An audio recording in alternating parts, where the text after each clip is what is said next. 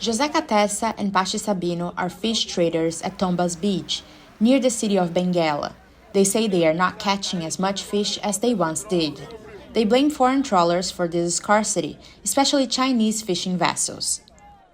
It is the Chinese trawlers that are causing fish to abandon our fishing zone, to go far away, so it's more difficult for us.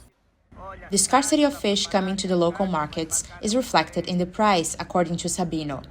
3 fish used to cost 2,500 kwanzas, he says, but now costs twice as much, 5,000 kwanzas. That's just over $6.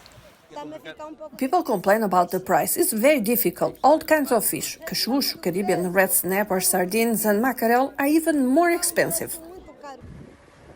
Angolan law prohibits larger vessels, such as trawler boats, from entering protected areas reserved for artisanal fishing. And only Angolan citizens can qualify to obtain an artisanal fishing license.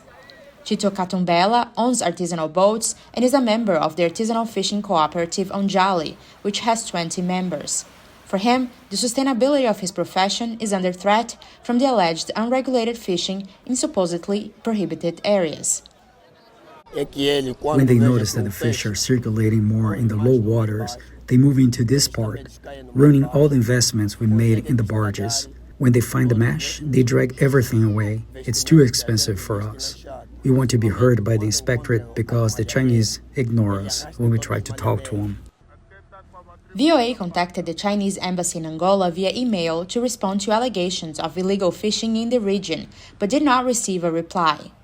The Environmental Justice Foundation, a non-governmental organization that produced a report on the global impact of China's distant water fleet, says unregulated fishing activities often take place in areas where the fishing vessels do not have authorization to fish and target endangered and vulnerable marine life. We're seeing the Chinese distant water fleet scooping out vast amounts of fish, very rarely for local consumption, much more often for international sale, which leaves local communities, coastal communities in multiple countries across sub-Saharan Africa literally going hungry. The head of EJF, Steve Trent, says the environmental impacts of the unregulated large-scale industrial fishing, if it's not properly managed, includes the near-term decline and collapse of local fisheries. The fishermen are already seeing the signs. Victor João, also a fishing boat owner, says he has to travel more than 100 kilometers south to the province of Namibe to find fish.